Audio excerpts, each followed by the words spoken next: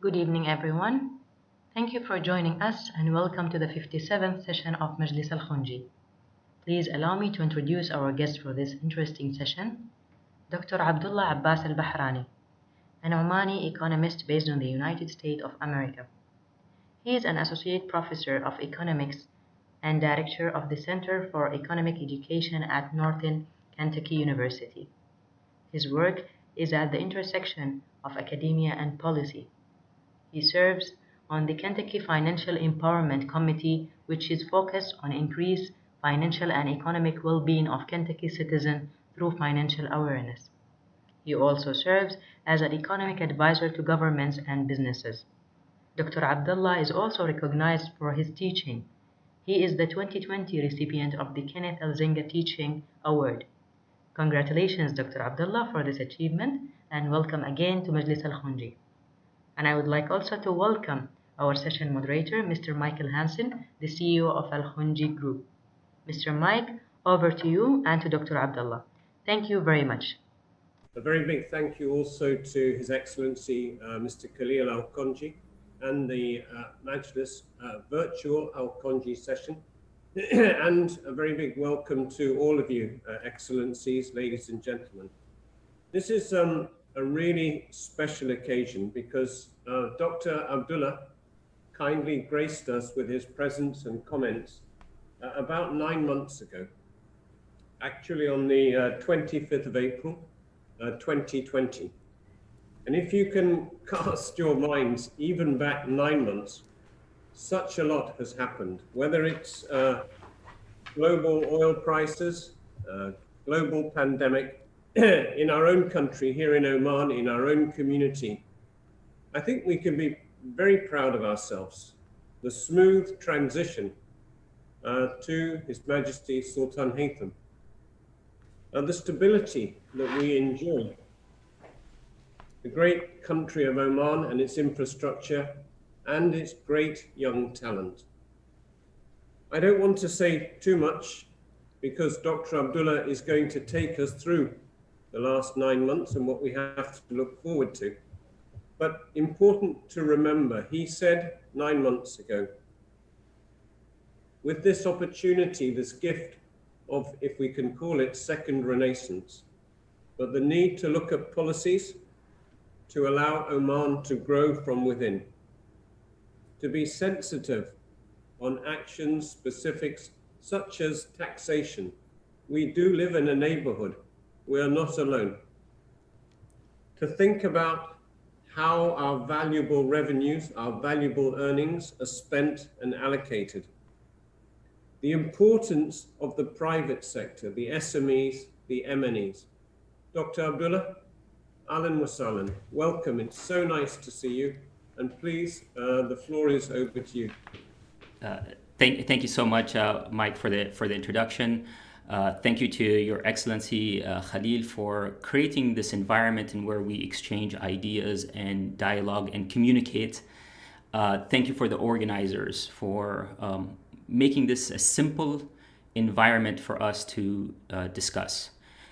Based on the recommendations that have been made before the presentation, any language you want to ask a question, please feel free to ask that question in that language.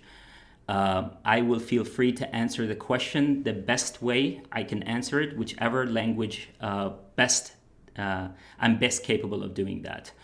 Because it's important for us to really think about the power of communication and the value of our language. And that's going to be a theme of today's discussion. But before I get into today's presentation, one thing that I want to highlight is last April, the world was uncertain. And Majlis Al Khonji gave me an opportunity to come and present and talk about my views. And I have to admit and I have to recognize that my career has benefited greatly from this platform. And I just want to make sure that we all recognize the value of this place. And I hope, inshallah, this becomes an annual tradition where I could come and present and share my ideas and my thoughts. With that said, I'm going to start my presentation. And one thing that I want to do in this presentation is I want to keep it simple. I want to talk about the macro level views, and I want to also only present for 30 minutes is my goal, because I think the value added here is in our opportunities to talk, to engage each other. I also want to hear from the other thinkers, the strategists out there, the policymakers that might be listening to this. And that's where our value is. So with that said, I have titled my presentation Economic Reform, but most importantly, Learning to Navigate Through the New Omani Economy. And this is really an extension from my presentation that I presented in April of 2020. And I present you here the summary of my thoughts at that point. I left you with 5 main points. And remember, this was April, a lot was going on. I said Oman needs to focus on increasing the economic base. I said we need to invest in redefining the higher education model. 2 and 5 really went together, and in 5 I said we need to incentivize research and protect intellectual property. And I'm happy to say that, a lot of things that have come about in the past 9 months from a policy standpoint have highlighted the importance of higher education and research and development. I also said that we need to depend on small businesses. We're going to reiterate that conversation here today. And then a dream of mine, and I stand by this, how does Oman attract multinational enterprises? Because it is my belief that the quickest way to diversify our economic base is through multinational enterprises. And that requires us to make some changes from a cultural standpoint. We'll talk about that in more detail today.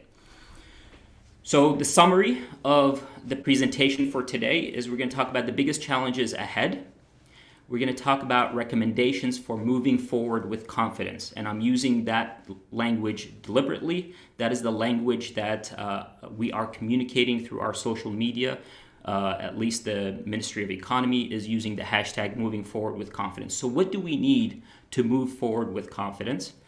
And then something that I have been talking a lot more about lately, it's the implication on personal economic outcomes.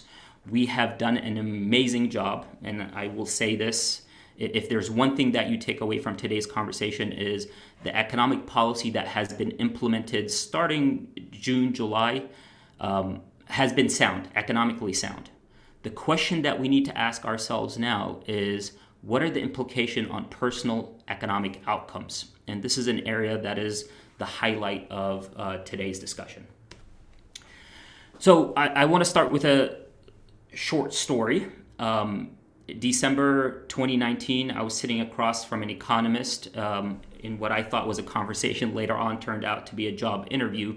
And the economist asked me, what is the biggest challenge that Oman is facing, economic challenge that Oman is facing today?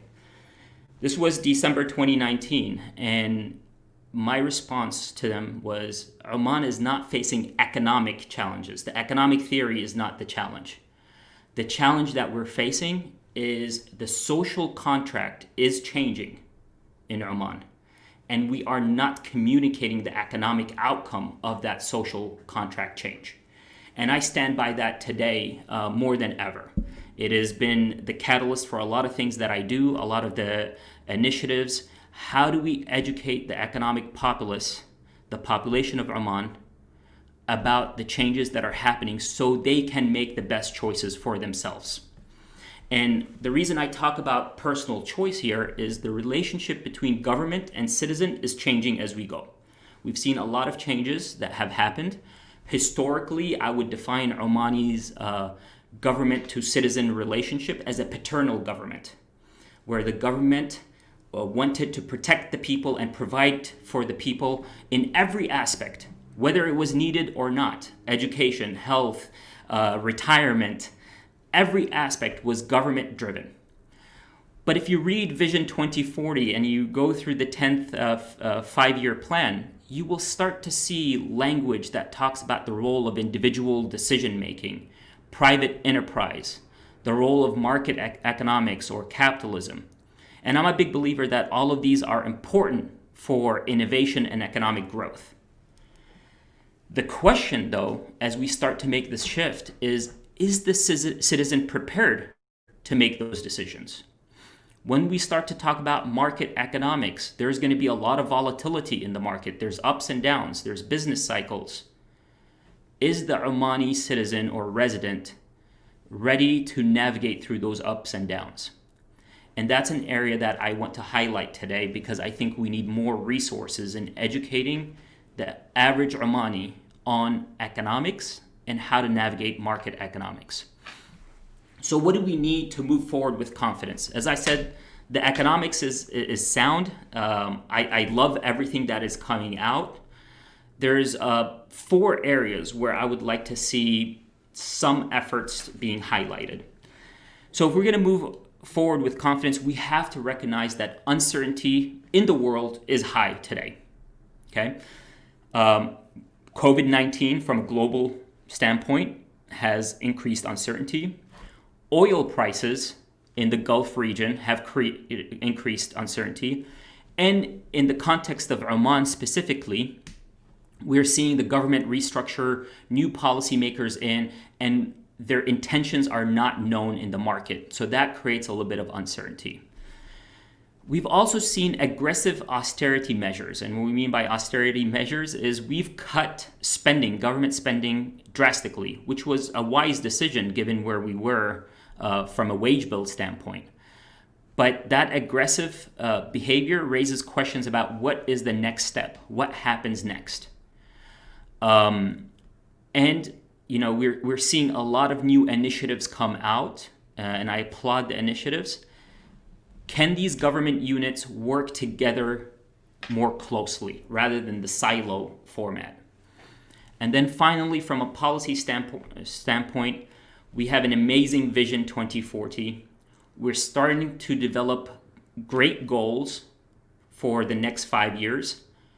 What I would like to see clearly expressed is the strategy and how are we going to accomplish these goals. Because if we communicate the strategy, then everybody could be bought into the program and knows what to do or what their contribution is. So that's the overall summary of today. Let's talk about the consumer / the citizen.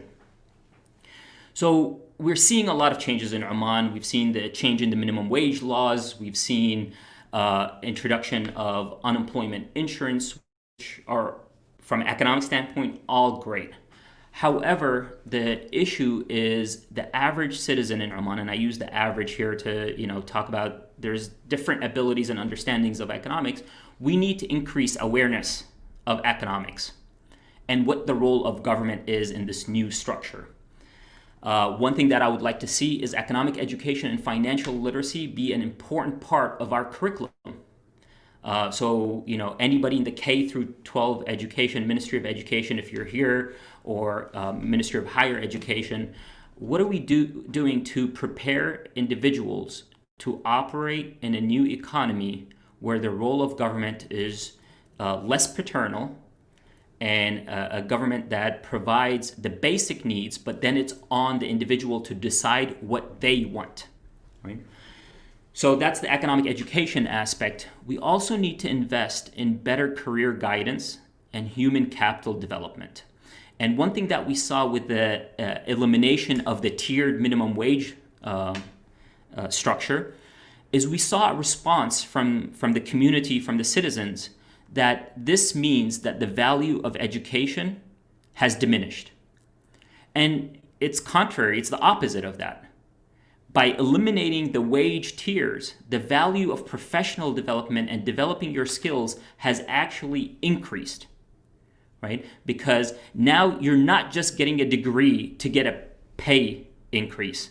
You're getting a degree to show that you learned something and you're going to add value to the market. And that's a big shift, a big improvement to creating innovation in our economy. But we need to prepare our graduates to think that way. So that's one area that I would like us to see. The other thing as well, and I'm a big believer in economics, we call education a positive externality. And what that means is if one person gets educated, then they are able to help other people in society, right? So whenever you have a positive externality, you want the government to subsidize, to give money in the form of scholarships. One thing that I would like to see, and I advise many Omani students at this point that reach out to me because they have picked a major when they were in 12th grade, and now they're 2 years into their education, and they find that their education, they have different interests, and they believe that they would be better off by picking a different major, but they can't. We have outlawed the change of major. So what that does is then it creates an incentive or a market situation where the government, by not allowing people to change their major, has invested in creating jobs indirectly for the people. Because if I pick a major and I'm not allowed to change it, and I'm telling you I don't like this major, then it becomes your responsibility to find me a job when I'm done. So we need to break that and allow people to innovate and pick the majors. Now, if you pick a major and it doesn't work, that is your responsibility. It is not the government's responsibility to find a job for you. So these are conversations that we need to have, and they're very difficult conversations to have because it's a very different mindset than what we've been used to. When it comes to the entrepreneur, same thing. Last time I talked about the role of government here is to develop the infrastructure. Just develop the infrastructure so it's easy to become an entrepreneur. And then the role of the government is to step back and let entrepreneurs create their own jobs and hopefully create jobs for other people. And you see this in the language that is being used. When we talk about jobs, we talk about how many jobs we're going to create next year or the next 5 years. I think creating jobs is a good target, but the target that I would create, or the KPI in this situation, would be how many businesses did we create, right? If we're trying to create an entrepreneurial spirit, why shouldn't that be the measure? How many businesses did Oman create? And if the business is one employee, then it's one employee. But most likely, if they grow, they're going to hire more people. So the idea here is with business activity come jobs. But the opposite is not necessarily true. We could create more jobs, but without business activity. And I think that was one of the issues that we faced in the past is we gave people jobs, but we didn't give them tasks. We didn't give them things to accomplish, and it just became a job without a mandate. Let's talk about something that's been getting a lot of attention lately, and that's foreign direct investment and foreign labor in Oman. Last time I was here, I was very diplomatic about my language. I said, in Oman, we are welcoming of international labor. This time I'm going to be a little bit more explicit. We need to focus on our relationship with foreign labor, right? Because the reality of it is we have a decrease in spending. When you have a decrease in spending, you have two options. The spending either is made up from internally from the Omani people, or we need to import the spending. Those are the two options. And if we are creating an environment where we're not welcoming foreign direct investment or foreign labor, then we're eliminating one of these possible paths. And the other thing in financial economics, we all know that foreign direct investment flows to where it is welcomed, not necessarily to where the highest returns. It's the highest returns with the least amount of risk.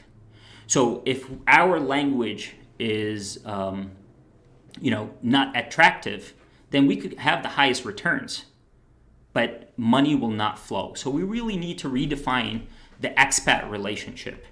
And this requires a lot of effort, because if Oman is going to become a hub of innovation, we are going to need to target industry clusters. That means we need multinational enterprises to come to Duqm to set up shop, to conduct business there.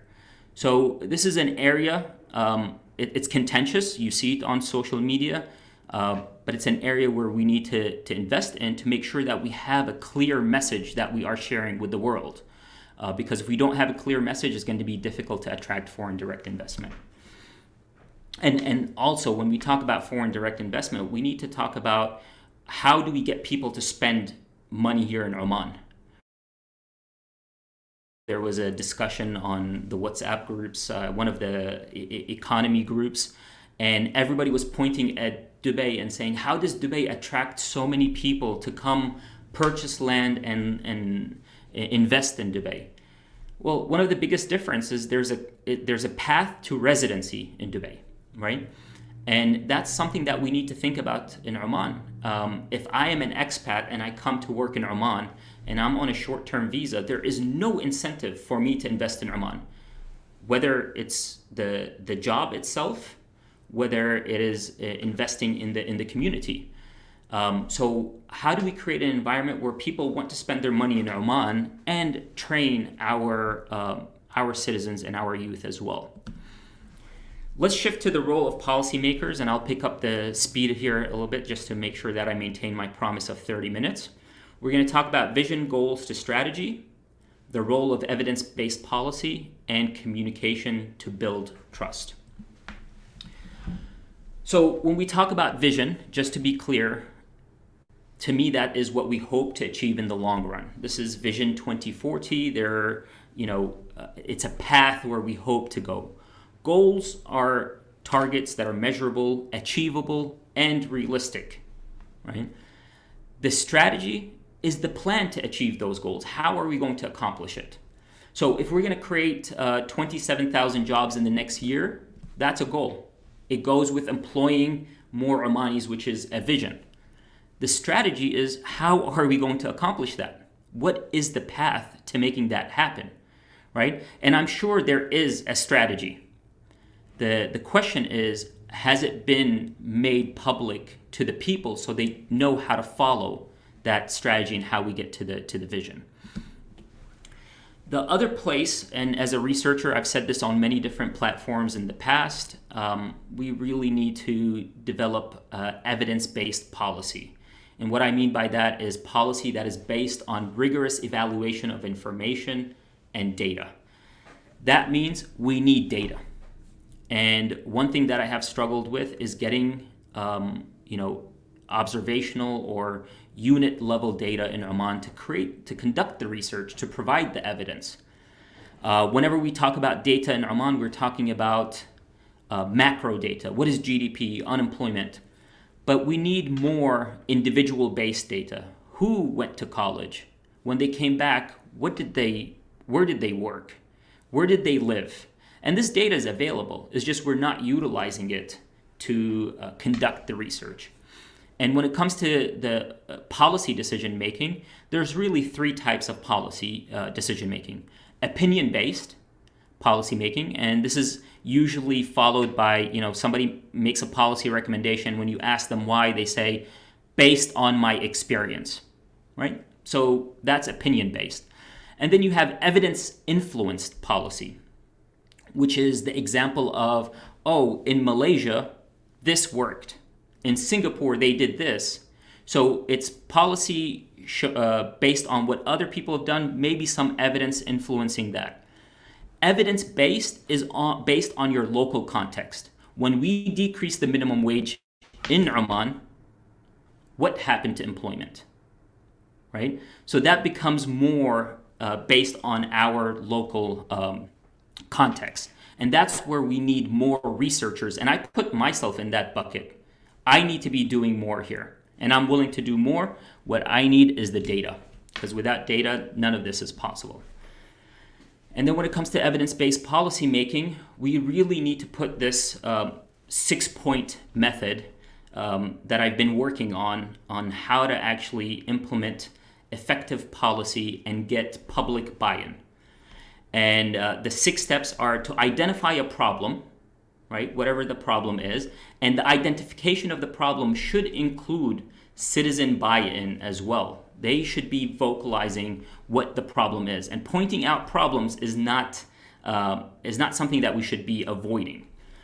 We need to propose policies, right? So the policy should not be, hey, we just picked one. There should be multiple. There should be a basket of policies that we could pick from. Then we should decide on implementing a policy. Most importantly, we start to monitor. And this is where your data comes in. What happened after we implemented the policy? Did things change? And then we ask the researchers to evaluate, is that the outcome that we actually want? And then once we have our results, we must communicate them to the public and to each other. And this is how you break the silos of government, because now one ministry knows what another ministry did because we're producing this content. So when it comes to the final step in communication, as I said, the economic policy that has happened in the past year in Oman has been fundamentally sound. There is no economic issues with the policies.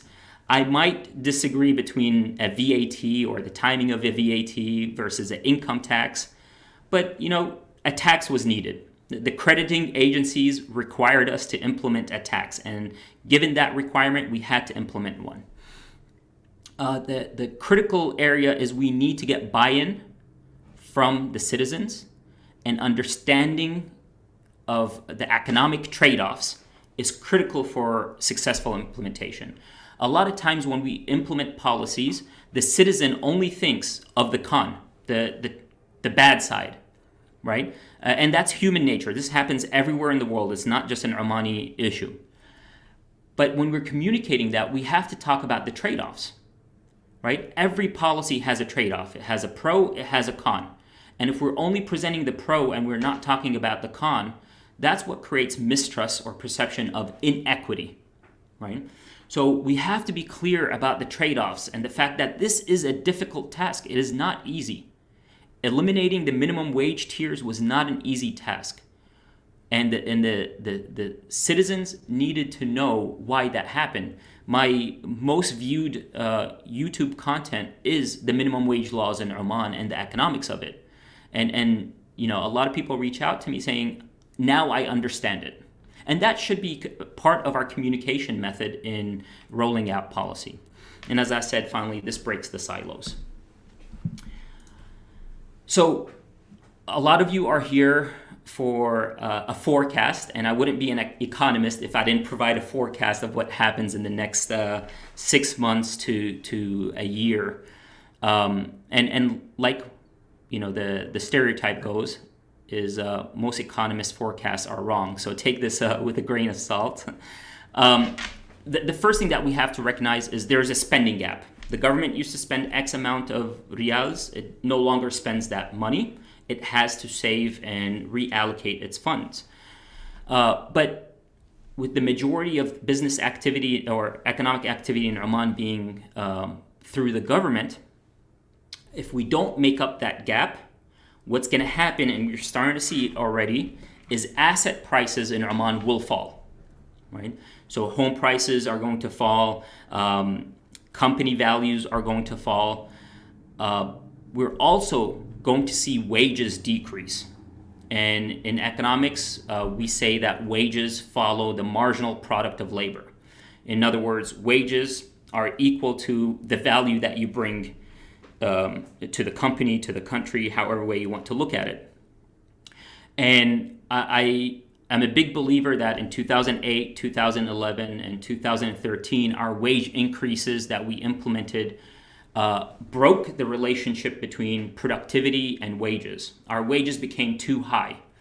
And whenever you have high wages that are not attached to productivity of labor, you're going to have inflation. And sure enough, asset prices in Oman increased drastically during that time. But what we recognize, it's not sustainable. So now wages are going to fall to productivity levels. So we need to ask, how can we increase productivity of labor? And you could do that through management, by picking the right careers, the right industries.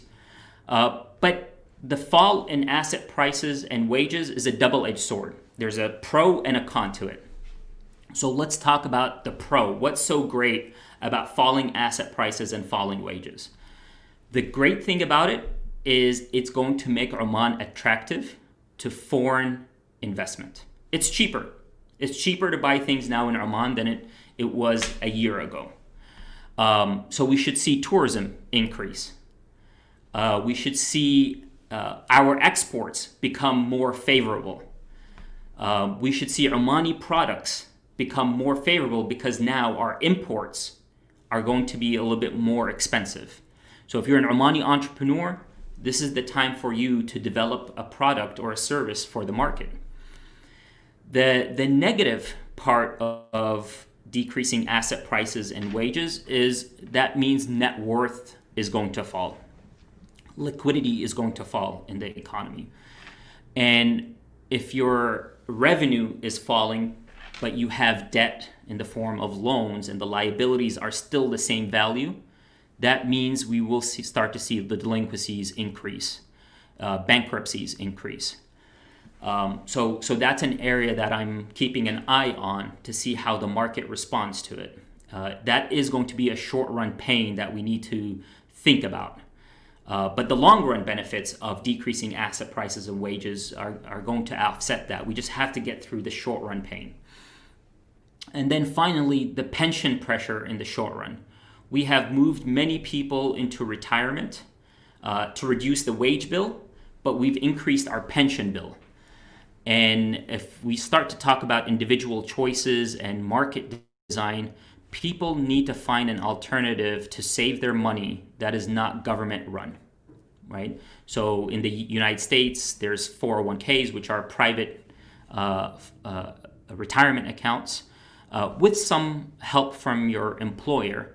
And so if you're in the financial industry, this is an area where you need to be investing in retirement accounts, long-term investment strategies that have a return for the people.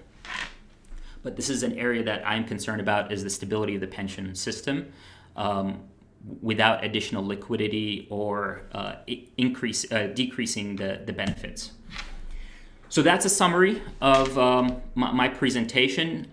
If you want a copy of this presentation, you could sign up on my website. This is the link here. I'll put it in the chat in a little bit.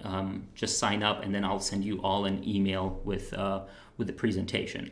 You could also feel free to email me, or if you're on Twitter, my handle is Dr. Al Bahrani. This has been a great discussion, and I hope the language was all accessible. If not, I'm willing to elaborate and answer. Thank you so much for your time. Thank you very much, Dr. Abdullah. Mr. Mike, if you would like to start the Q&A session from your side. Thank you, Reham. Thank you, Dr. Abdullah. A really good update. And I certainly from my side appreciate listening to you. But it sounds like we really need to be moving here to take these opportunities. And my question is about Oman and its collaboration or its competitiveness with our neighbors. At the end of the day, from one perspective, we have visibility and accessibility to very large markets in the Indian Ocean rimmed countries and in the GCC generally. But we're a small player, we're a small market population.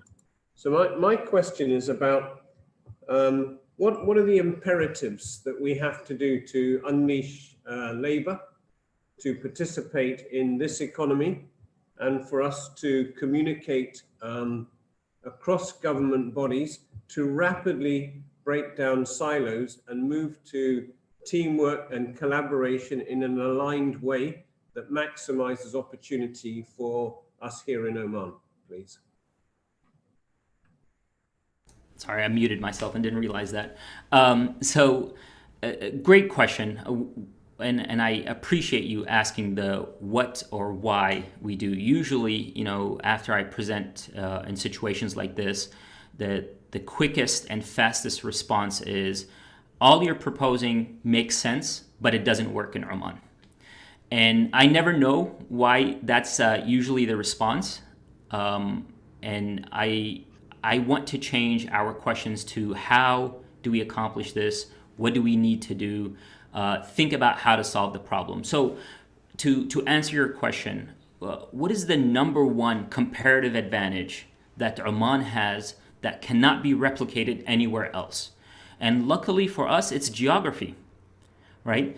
So yesterday I had an interview and we were talking about the Duqm project. I love the Duqm project. I think it is the best asset that Oman has. The question is, how do we maximize that space?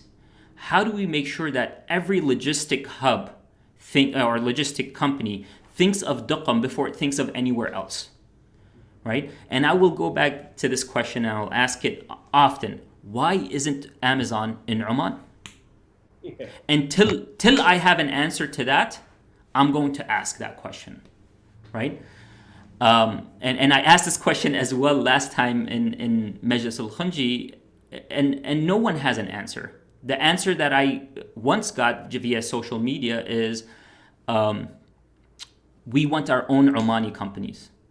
We don't want Amazon, right? And this goes back to that relationship between foreign direct investment and Oman. I also want Omani companies, but I also recognize that Omani companies will be more successful if the infrastructure already exists. Before this conversation started, you and I were talking about Oman being a great test market for entrepreneurs. And I'm a big believer, if you are an entrepreneur and you're looking to test your product, Oman is a great place to go. The problem is Oman, when you have a product, you need to think about scaling it up. So how does Oman allow you to scale your product is the next question that we should be asking. So, and when we talk about strategy, that's the question that I would like to know is, what are we doing to identify what our comparative advantage is? And then if we identify our comparative advantages, how are we building an ecosystem around it? What are the steps that are we going to take? And, I would love to take that challenge and help answer it. Currently, I'm not paid to do that. So if that changes, we could talk about it. But that's where I would invest my time. What is our comparative advantage? That's a great answer. Thank you very much, Dr. Abdullah. Thank you. Reham? Yes, we have a couple of comments and questions. Dr. Ramin, we have a comment from Dr. Ramin and then a question from Lotus Muhajir. So after that, please, Dr. Ramin, go ahead. Dr. Abdullah, that was an amazing presentation. Very impressive by any standard, academic or non-academic. Thank you, Dr. Ramin. I just have a couple of comments, which I'm sure you identified through your presentation, but if you could sort of shed light on it a bit more. One was that you talked about buy-in and how at the beginning of your presentation, citizens should have buy-in and the communication. I think we need to go one step further and talk about ownership. I think buy-in would be something that people would be convinced to do or feel obliged to do. But when it's ownership, it's one step deeper. And if you feel the Omani economy is your problem, not the government's problem, and I'm going to help along, I think that would, you beautifully set it out in the 6 stages. But I think that can be further immersed as ownership. The second thing is, I think you talked about changing majors in education. And I think the missing link there is at the high school level.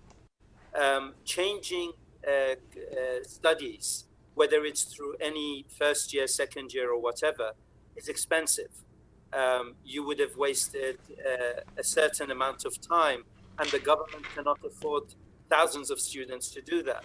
But if we focus on choosing the right passage right from the beginning and not forcing it on them, I think that would be a way through.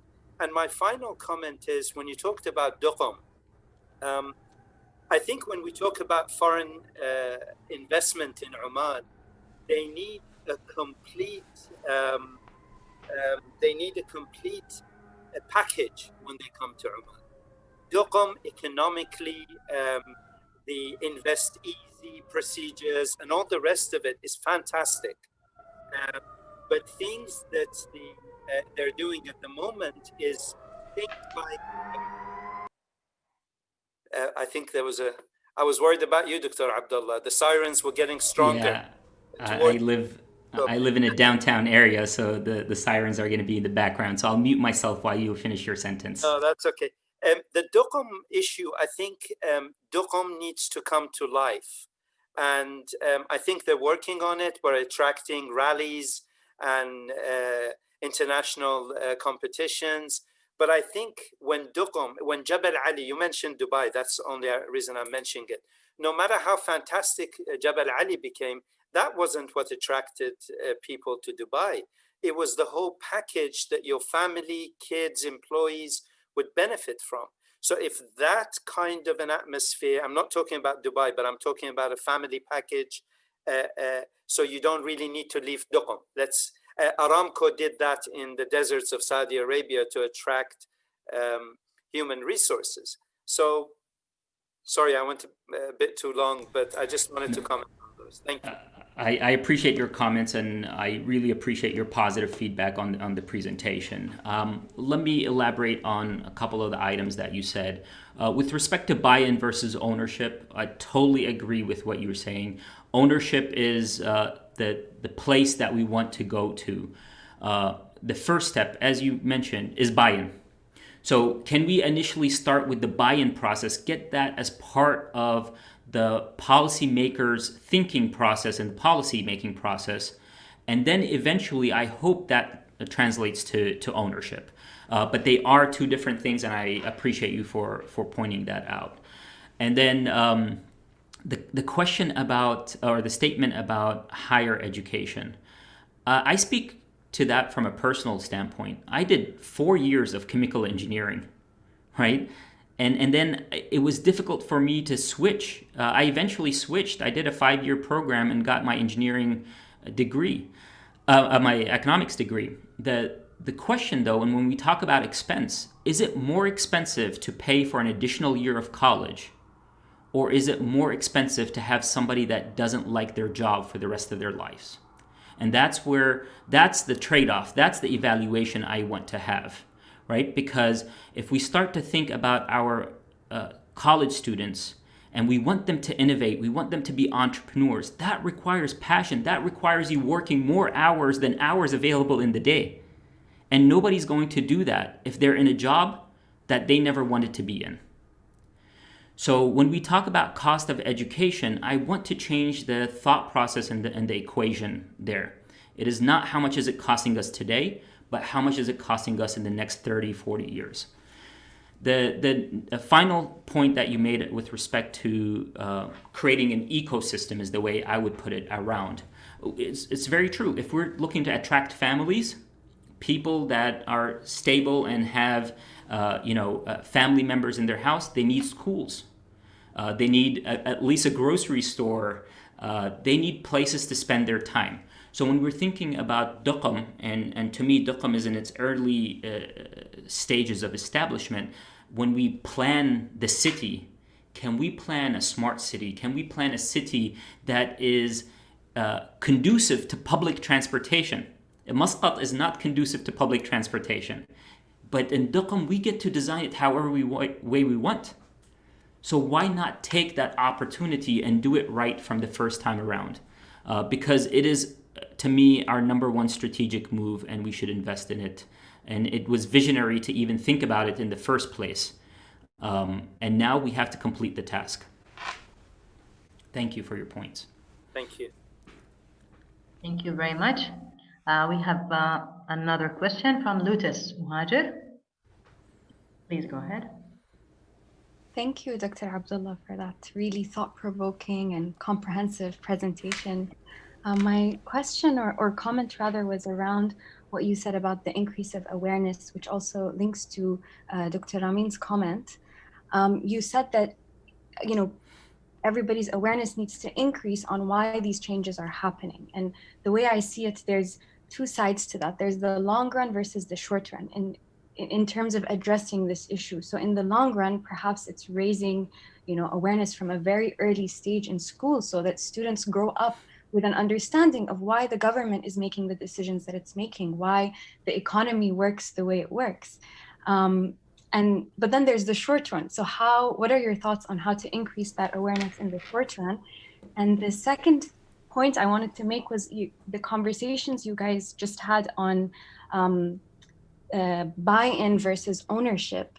I was thinking, maybe one of the distinctions between that, what creates buy-in or ownership? It's two things, right? One is this awareness that you mentioned and you explained so eloquently, and the other side is the identity. So how do okay, my awareness has raised, I understand how the economy works, I understand why the government is doing why it's doing, but how do I see who I am and my role in society? How do I see my individual decisions, my career advancement, my innovations and flourishing as an individual in relation to my community and Omani society at large? Do I see my duty? Do I see that it's not a one-way stream, but rather the more I grow and the more I contribute and the more I expand myself, the more I'm able to give. And the more I give, the greater the society builds. And the more Oman flourishes, the more opportunities there are for me. We're all connected. My well-being and everybody else's well-being, we're not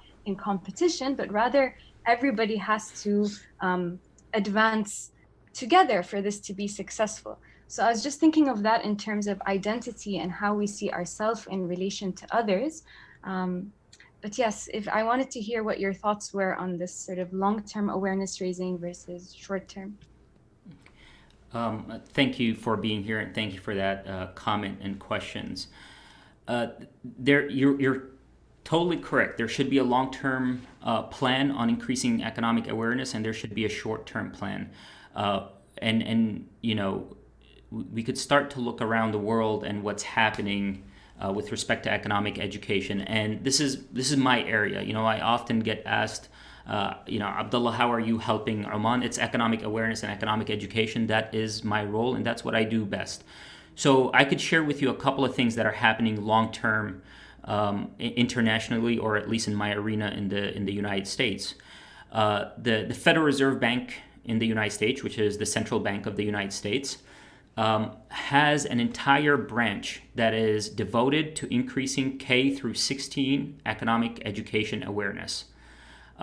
This is something that, you know, should be part of our government funding. An entity that is responsible for economics that educates the populace, and they should work in partnership with the Ministry of Education, Ministry of Higher Education.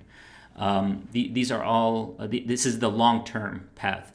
In the short term, people like myself, the economists that are out there in Oman that are vocal, we host many different arenas where you could listen to us, you could talk to us. And that's what we're going to have. That's the Band-Aid right now. And I am working on a financial literacy course that is a self-paced course for, you know, right now it's for the American market, but we're thinking about how to make it available for the Omani market. And we have to recognize is that the economic decision-making in Oman is very different than international markets. So curriculum has to have that in mind.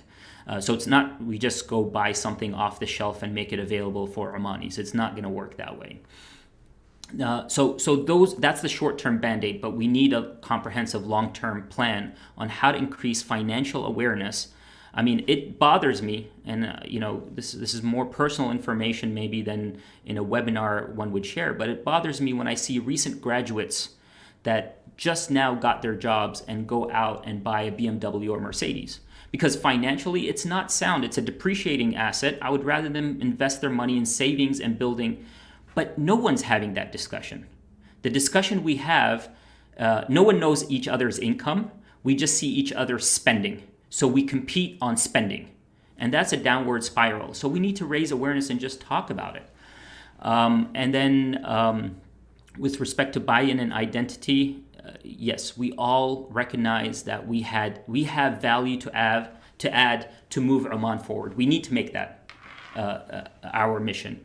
And I've been asking myself that question personally over the past couple of years. What am I doing to move Oman forward? And these conversations are conversations that I'm investing in. But I hope that every person is asking that of themselves in this room. Every business is asking, what am I doing to move Oman forward? I believe, or maybe it's a false assumption, but I believe everybody's asking themselves that question. If they're not, they need to start asking, what am I doing? Because it is a cohesive, collective environment that will get us forward. It's not one ministry that's going to solve this. It's not one person that's going to solve and not that we have problems, because I started off saying that I'm positive on Oman, right? But if we're going to execute policy, everybody has to be involved. Thank you very much. We have a couple of more questions. We have Mr. Amir Yusuf from Bahrain. شكرا دكتور Abdullah. صراحة an excellent presentation and very interesting one. I have a comment, I would say, more than a question. That I would say in the absence of think tanks in the region, okay, while in the whole region, more or less, we share the same issues, the same concerns, the same social, economic, and political models, I would say, okay? Okay, we are a bit different in where we stand and the policies and this, but overall, we have the same issues. I think I would start with the point you raised at the beginning of your presentation, which is a major change in the social contract, if I remember well, you named it. I think it's time that we know that both the social, economic, and political model is not sustainable anymore in the region. The things that made it to work in the last 50 years, it's not there. It cannot continue. Whatever was feeding, sustaining that model, it's a very distorted model on the three levels or the three spheres. So I would suggest it's time that, as I said, in the lack of those think tanks in the region, that thinkers, when I say thinkers, it's not only theorists, okay? I would say the theorists as well as the people who actually, in our language, we say, they have their dirty hands. That means they really work. People who have experience, okay, real life. They need to sit together and I would say propose the right reforms on the three spheres where they can actually put it in a way that they have to be applied in parallel, simultaneously. You can't do economic reforms without the social and political together. It has to be gradual, I understand, but they have to go in parallel. It's a must to be in parallel to have that ecosystem. Today, the ecosystem is not there because we are doing it. The three spheres are moving or the reforms are being done in different phases. And I wouldn't say in a way like they really complement each other. So that's my comment. And I think people should take that initiative. The thinkers, they can take those initiatives and they shouldn't wait for governments to invite them. That's my comment. And I think Rehan will announce that, but you touched on it. I'm presenting on Saturday a model to do with education and managing the career journey and a market-led education ecosystem, I would say. So you are welcome to join us on Saturday. Thank you. Thank you. Thank you so much. And thank you for making us aware of your presentation. It sounds very interesting. And just to elaborate on the importance of think tanks, and one statement that you made resonates with me. It is the fact that we shouldn't think about the government solving the problem. And you see this a lot, even in entrepreneurs. And entrepreneurs are supposed to be the innovative ones and solve the market problem. Whenever there's a clash, we say, oh, why isn't the government doing this? The role of government is different now. And one thing that you highlighted in economics, it's called the solo growth model. For those of you that are not familiar with the solo growth model, up until recently, our path to economic growth was to throw money at it, right? So let's give money for education. Let's give money for infrastructure. The problem with that approach is eventually you run out of money to throw at the growth. And what you need is what's called endogenous growth. We talked about that in my previous presentation. In other words, how do we let innovators happen from within? And this is where we're at right now in Oman. How do we get the thinkers to run with an idea? The problem with having a thinker run with an idea is you want to minimize the amount of blocks they run into. If there's too many blocks, they will get tired and they'll never get to market because their idea just never hit all the blocks. So this is the question that I ask is, how many blocks are in our path from idea to business? From, hey, I have an idea to start a business today, to the point where I could actually start the business, not necessarily make money, but start the business. How long does it take? And we talk about, easy invest and how the process is easy to apply, but the requirements are numerous. I've tried to start a business in Oman and it was very difficult, right? So they are right ideas. And this is where we get to your point about the thinkers, the policymakers, and the actual doers, right? We need the actual doers because we need to hear about their stories. Where did they run into the blocks? What would they change? And we need a comprehensive approach to policy. And if we think about the policy-making process, the evidence-based policy, each one of those points should require all elements of the community, the youth, the retirees, the government workers, the education partners, so we could implement a cohesive policy to move forward. Thank you for your points. I really appreciate them. Thank you very much. Dr. Abdullah, if we can just take 2 or 3 questions, then you can answer. Is that okay for you? Yeah, sure. Okay. We'll take a question from Dr. Amr Al-Matani and then Jelena Lager. Please go ahead, Dr. Amr. Thank you, Dr. Abdullah, for another amazing and very informative discussion. Hayak, Dr. Amr. And congratulations for you another success, which we made us very proud of you. Thank you. Thank you. On the presentation, you talked about the general sort of classical economic sort of. Can you touch base like the new venue for sustainable economy or sustainable development based economy, and how can we drive socio-economic sort of element into pushing policies, pushing all sort of awareness into that? I think there's a massive growth perspective, and even institutional investor now they're looking into ESG, and other things as an element of future growth.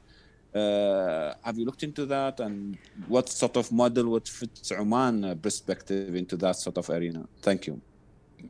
Thank you, Dictor, for being here. And you bring up a valid point. So the views or the ideas that I get from looking at Vision 2040 and the 10th five-year plan is we're moving more towards the capitalist market-based economy.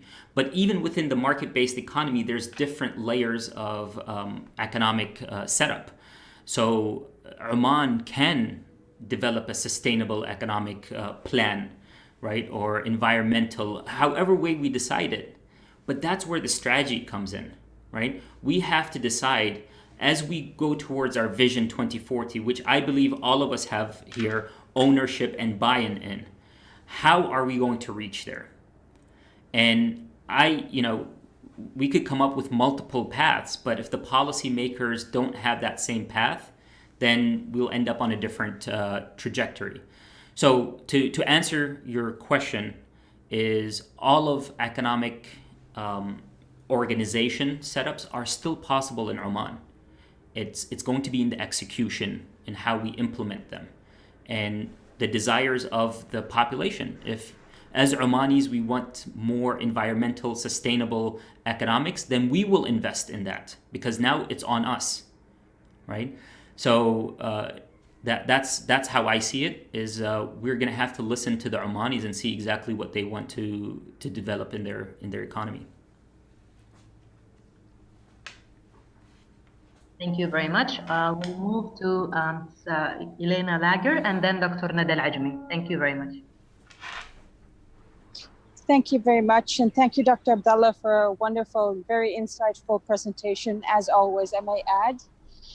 My question relates to discourse. So you've been talking about buy-in and ownership and attractivity for foreign direct investors, etc. So of course, in order to achieve a good level of all of those things, you need to have a positive common discourse that is perpetuated throughout the country and beyond national borders. So my question is, how do you think that might be achieved in a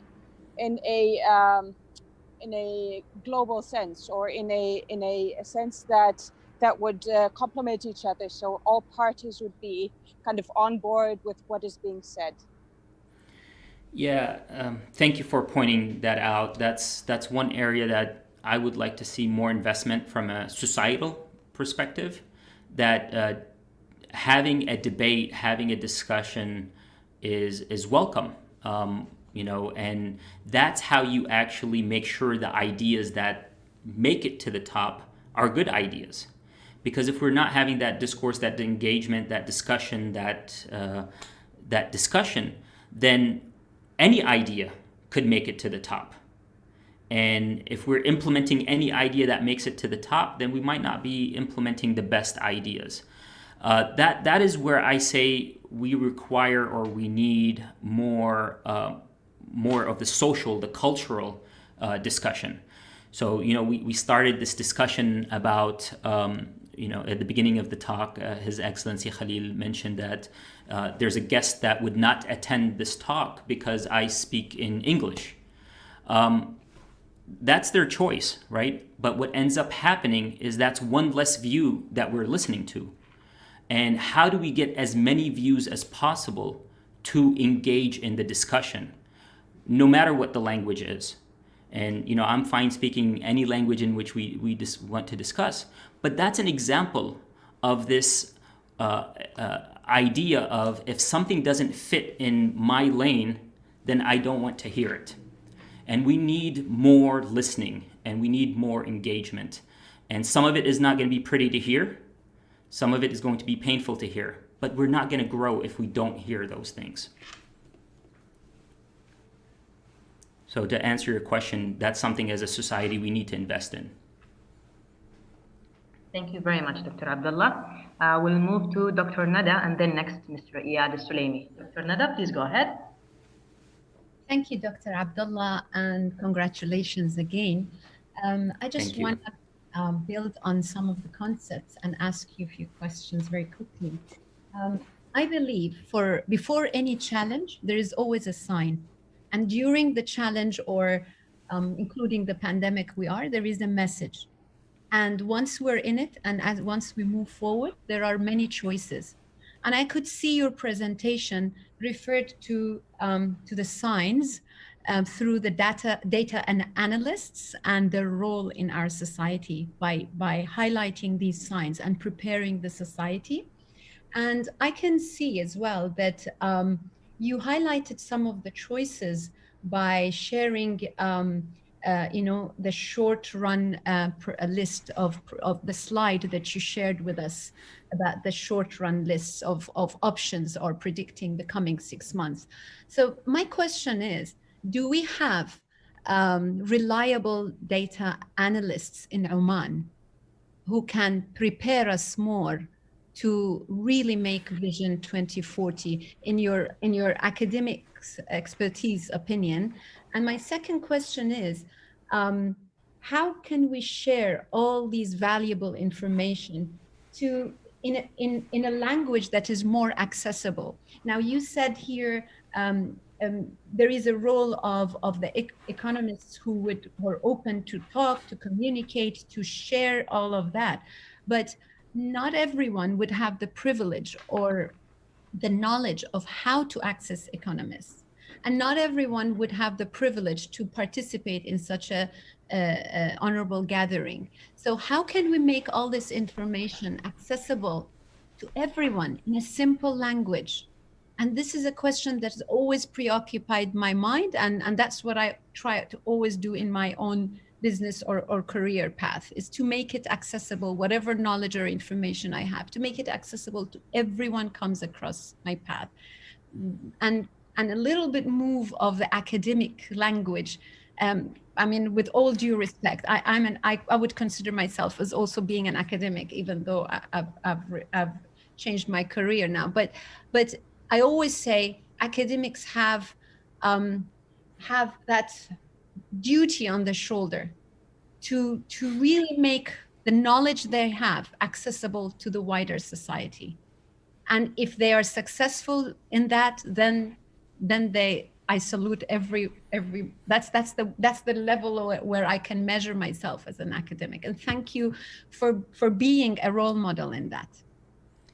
Dr. Neda, thank you so much for being here and for your kind words. And I agree with everything you said. So let me give you a couple of points with respect to your comments. The first one, does Oman have the capabilities or the human capital to provide the analysis? I always say this, Oman has wealth of human capital. We have the talent in Oman, right? The thing is, can we unleash that talent? Can I let a business analyst say, here's Oman's data, go present it. Create an Instagram page where you share Oman's data, most recent data. And if there are blocks to being able to do that, then it's not the talents issue. It's the barriers that we have created, right? So Oman has the talent. It exists. I advise and I mentor many data analysts in Oman, and they will be capable of doing that. The issue that we have in Oman is we have, as I said, macro level data, which is great. It's a first step though. We need micro level data. And that, I believe, is available, but it's not accessible. Speaking of accessible, and to point with respect to your comment about academic language, so my principles of macroeconomic class is available. It's available to anybody that wants to take it. It is in English. It is, the target of it is first year students in college that don't have any macroeconomics language, and I build the language with them. So one thing that I want to highlight is it's important to be accessible, but we will be doing a disadvantage to our students if we don't build their vocabulary and their skill sets. So quote unquote, and I hear this in business environment here in the United States, dumb down the content. I will not do that, and I refuse to do that for our students. But we will create a benchmarking, a growth strategy. So anybody that wants to take my principal macroeconomics class, it's available on my website. You could start from understanding what GDP means, all the way up into the complex models of the macroeconomy, and the content grows in complexity. Now, when we talk about accessibility, I would love to get that class translated into an Arabic class, because I understand the market in Oman needs Arabic content. But at the same time, they need to know how to navigate global markets. So think local, think global, act local. And that should be part of our language as well. So we would be doing our students a disservice by telling them that the only language that they need to speak is Arabic, especially if we're thinking about a global standpoint.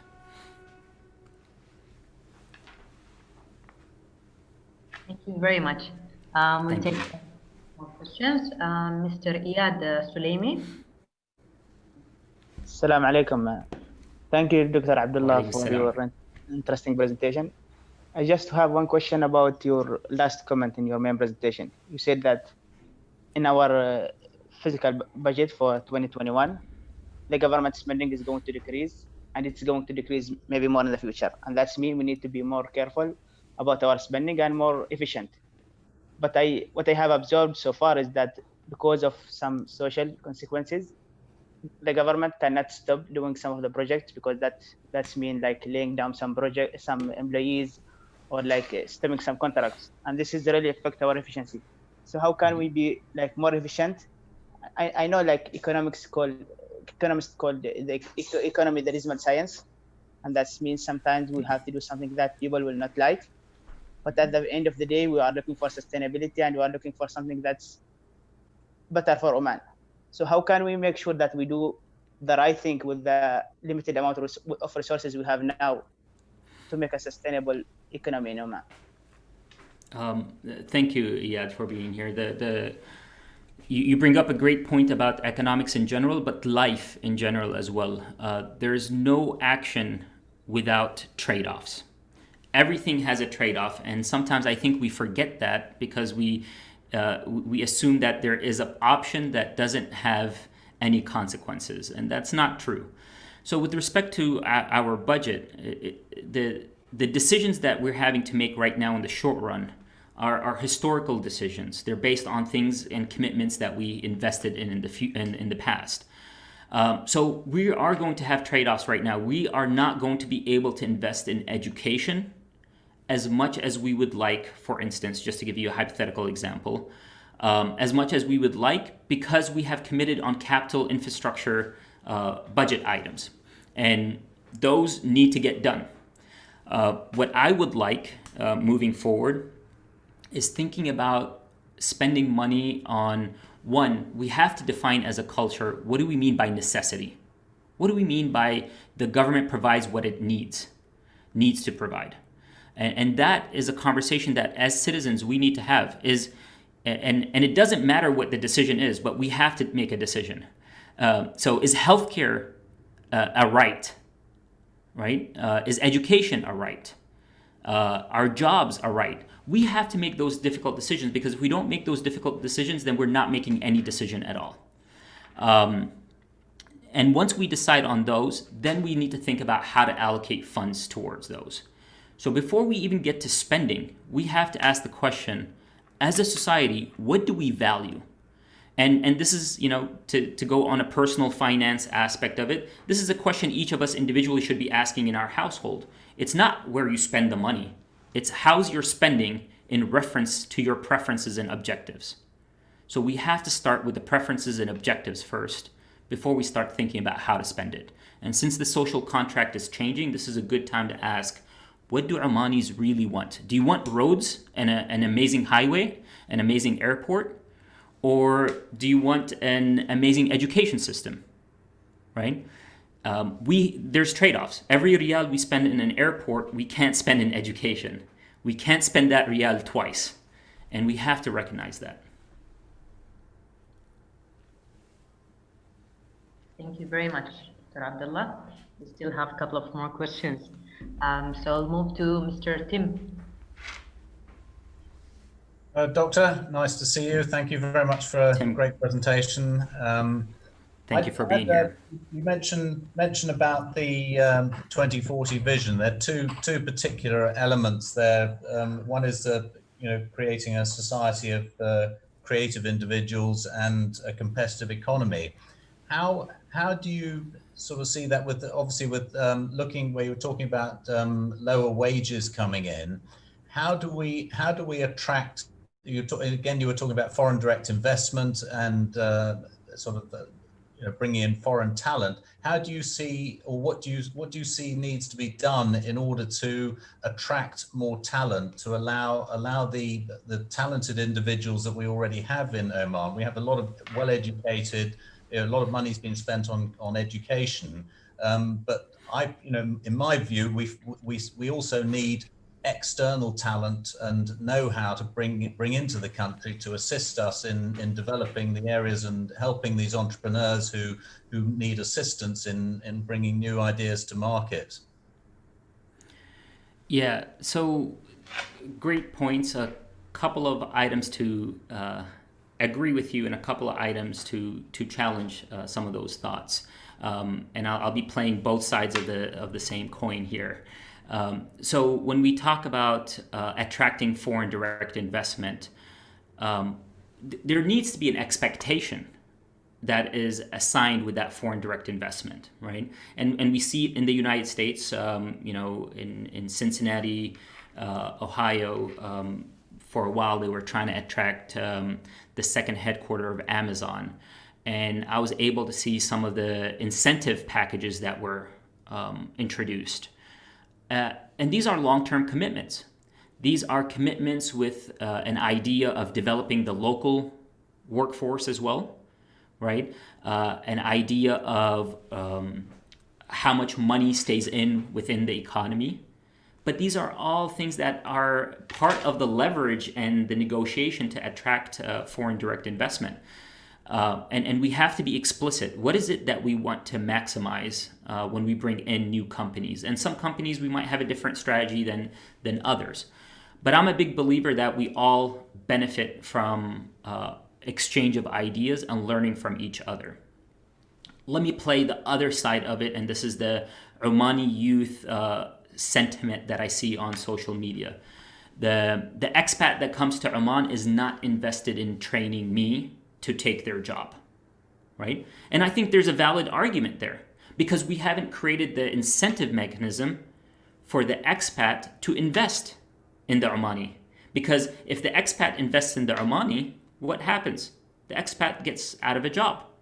So there's no buy-in, there's no ownership, right? So how do we create a cohesive environment where, and this is the path to residency that I talked about, where the expat doesn't feel threatened by investing in the local community, whether it's investing in their own money, buying a condo in Shatta al-Qaram, or investing in mentoring and developing the youth that they work with so they could take their job and then the expat could move into a different job and a different role. But right now, our system is a threat for the expat and it's a threat for the Omani youth. So there's no exchange of ideas, right? And we need to develop a market system or an idea, an incentive mechanism where exchange of ideas flow both ways, from the Omani youth to the expat and from the expat to the Omani youth. And when we design a cluster system, we need to think about intellectual property. How do we create an incentive that the intellectual property is Omani intellectual property developed by a foreign company in Oman, right? So when we think about the COVID vaccine right now, right, there's many people involved in this aspect. Who gets ownership for the vaccine? Who gets to name the vaccine? These are things that we should be thinking about in intellectual property in Oman. If something is innovated in Oman, how do we have ownership of it, but also how do we create an incentive for people to want to develop it in Oman? And that's when I talk about the role of intellectual property in innovation. And we see it in higher education as well, right? How much are researchers allowed or applauded for taking risk? These are all part of the same conversation. It's the flow of ideas, and once again, where are the barriers to the flow of ideas? Thank you very much. We'll move to Mr. Oliver and then to Mr. Simon Kera. Mr. Oliver, please go ahead. Hi, Abdullah. Good to see you again, and thank you for an excellent talk. I want to just go back to the beginning of your the way you opened the conversation around communication and the importance of communication. I had the privilege of speaking at this Majlis a number of months ago, and one of the issues I brought up was the importance of starting a new chapter in the way Oman communicates locally, domestically, regionally, internationally. Historically, one of the great charms and wonders of Oman has been its humility, and that it's just quietly gone about its business and not interfered with anybody else. But the modern challenge is that when you say nothing, sadly, the vacuum is filled with disinformation, and we see it every day now in countries from America across the world to the Far East. So it's no longer an option to say nothing. My question is around the restructuring of the government, and that we saw the Oman's government communication service, which was helped, the establishment of which was helped through the British Cabinet Office. That was moved from the Omani Cabinet into the Omani Ministry of Information. And what a lot of Omani friends are saying to me is that they're still not seeing really joined up, regular, clear information coming out of central government about what is on the horizon. And therefore, you see a lot of speculation about income tax or other forms of taxation. You see uncertainty about the removal of subsidization, when in fact there are safety nets, there are safeguards within Oman for those who can't afford foodstuffs or fuel, but it's not well communicated. And at the international level, all this talk we've just been having about attracting foreign direct investment, about attracting international workers, that all relies on the world knowing what Oman is doing. I know that Oman for 8 years running has been voted as the place with the least terrorism in the world, but does everybody else know that? And so my question to you is, what more can be done to really put communication at the heart of what the Omani government is doing, because more does need to be done, I think. Oliver, great seeing you again. Thank you for being here. To answer your question, I will go back to the 6 pillars of evidence-based policymaking. First of all, I do want to applaud the communication arm with releasing information. We'll talk about how I would like to see the information a little bit different, but we have to acknowledge that there's an increase in communication relative to the past. So that's the first step. When we talk about identifying the problem in the evidence-based policymaking, so let's think about a possible situation, right? So I am a policymaker, and I recognize there might be a possible issue with job creation or number of job seekers in Oman, right? The first step is to say, we are hearing that there are problems with seeking jobs in Oman. We would like to hear about your experiences. We would like to know what's going on, right? Then you take that information, you go back to the policy proposal area and say, hey, these are the possible areas, and we're thinking and evaluating all of these. And then you implement a policy, and you say, starting June 1, we're going to implement this policy. And I think we're doing a good job of saying what the policy is.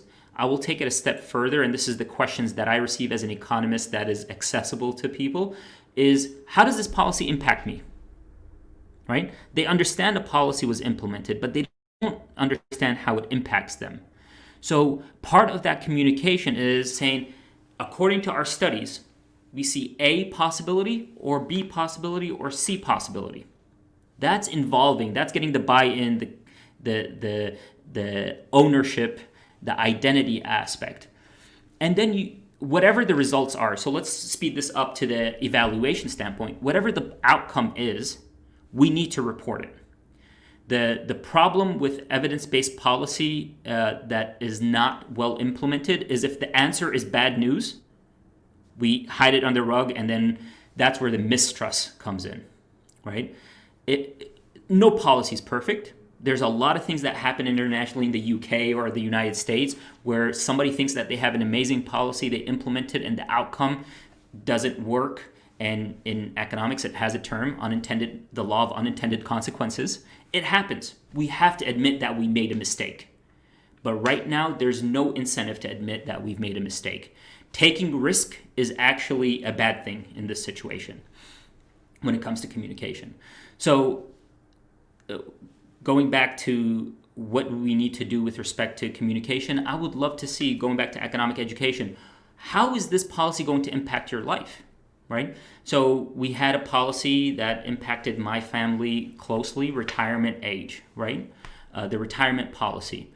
How does that impact people? What are the possible career paths? Could people work after they're retired? Could they not work? Could they go into business? This was all unclear. So we had a lot of retirees that didn't know what to do with their time. And that's the personal economic outcome that we need to talk about. When we reduce wages or say we're eliminating wage tiers, there's going to be somebody that thinks that I make 900 Omani riyals, now you're telling me I have to make 400, because there's a misunderstanding. And Omani youth some of them truly believed that regardless of what their wage is, now they're going to have to start at 400. So the policy is not bad. The policy is actually great from an economic standpoint. But the people didn't understand it, and it's our role to communicate what is the personal impact of this policy. And that's where I'd like to see more efforts. Thank you. Thank you. Thank you very much. We'll move to Mr. Simon Karam and then Dr. Mohammed Al-Rizaiqi. Mr. Simon? Yes, thank you. Thank you very much. I must learn how to raise my hand. I'll raise my voice instead. Dr. Abdullah, thank you very much. This is very intensive, very intensive. It's very deep, and what I like about it, it's very local. You managed to bring the macro international economy into the street of Rui and into my house anyway. We talking local. Thank you. Now, I want to comment on 3 things. Actually, First of all, each one of these pillars require a talk from you. We need you 6 times to develop each one of them. And I'll start taking your course tomorrow, inshallah. The first thing you brought up is the social contract. It's changing. It's changing not by a decision that we've made. It's events have now forced us to go from, well, I don't want to compare, but to go towards economy. We talk economy now. We have to talk economy. We have to talk economy, and many things have been restored to talk economy. Example, the Ministry of Economy. For many years, we did not talk economy. We talked money. We talk little pieces here and there. Even Dukum, the huge thing, we never analyzed what's its impact on the economy. So now we have to talk economy, every one of us. And His Majesty was very clear. He said, the realization of 2040 is the responsibility of every individual, wherever he is and whoever he is. It's the first time in Oman after 50 years that the government talks to the private sector as a whole and to individuals, and to say, look guys, now it's your turn to come up with something. It's your turn to come and guide your economy. It's not anymore the state that does not need, as we've, the private sector. Now it's vital. We need that private sector. So this is the first point I wanted to highlight, the importance of education. And I'll tell you, I'm not an economic, but let me relate a little example. I was on television and I made it a point to explain in Arabic. I could do it in English as well. What's deficit? Everybody says ajiz. It's not, I don't want to say the word ajiz, but you know what I'm talking about. Yes, I'm with you. So I gave a little example of the father of a family who's got income, is employed, and he's rented a villa, and this income is that much money. Now, the expenditure, he has to send this, and he travels, and the expenditure becomes more than the income. Then he borrows. That's ajiz. I got about 50 congratulations the next day saying, now we understand what deficit is. Look where we are coming from. Our education in economy is zero. And yet, as you said, we have so much talent who can educate us. And you cannot get buy-in if you're not educated in the matter, if you don't know it in depth. How do you expect people to buy in raising the price of electricity when they don't know where you're taking them? What's the purpose? How come this happens? Exactly. So education is very important. The second thing I want, if I may, I kept quiet for a long time, so I have. The floor is yours. General comments. We have solutions for the not enough expenditure, which is FDI, foreign direct investment. I tell you, we have to ask ourselves the first question: do we really want foreign direct investment? Do we know what it means? Also, I give you an example. We were in a think tank and many responsible people of the government. And after one day deliberation, a responsible guy said, what do we need FDI for? What for? The foreigner comes here, he takes our money, he takes our land, and he goes away. It took me a month to imagine how he can take the land. The money maybe, but how can? That's one. And the second observation, we have to review our relationship with the expatriates. At the moment, we hate the expatriates. Not all of us, but if you follow that's the sentiment. Which expatriates do we hate? Those do not work for us. Yeah. If I have 6 in my company, I don't think about this. I think the others, hidden trade, and we have to redefine that. We have to accept that in this world today, a foreigner may be an asset if he is bringing innovation, if he's bringing his money, if he's bringing hard work. We have to refine that. Well, these were some of the points that I wanted to, highlight. But in reality, if we go through your 6 pillars, we need to go in depth. you know, in every one of them, and not all of them in one session. It's as Haji Adam said, you know, we are, you know, it's a bit too much on students who are 77 years old. Anyway, thank you very much. You know, you highlighted so many things. We're in a new era, new Vision 2040. The mechanisms have been put there to define the goals, although not very well defined, but now we have to move to the strategy. Yeah, the vision is there. It took us 5 years to elaborate. The goals have to be defined. And I think a big step has been done. 3 days back, we were with Minister of Commerce and Industry. He was presenting his plan for 2021. Each minister now has a plan. We'll see how it works, how they coordinate, how they monitor. But we have now to go definitely to the third element, which is strategy, in other terms, a plan to implement. Thank you so much, Doctor. Simone, I always appreciate your summaries. Thank you for being here. And speaking about Haji Adam, Haji, I hope the presentation was of your liking, and I get a thumbs up, inshallah. Thank you very much. We'll take more questions, Dr. Muhammad Al-Rizaiqi, Mr. Khalil Al-Gloushi, and then Mr. Haji Adam as well. Thank you very much. Thank you very much, Dr. Abdullah, for your wonderful presentation. It's a great presentation, and the model actually it's a very supportive. My question is, Oman, of course, considers the 2021 as a base year. And what it means that it will be a predictive for beyond 2025. That means all the economic growth and the challenges we'll face in the coming 5 years, it will be a predictive measures for the beyond 2025.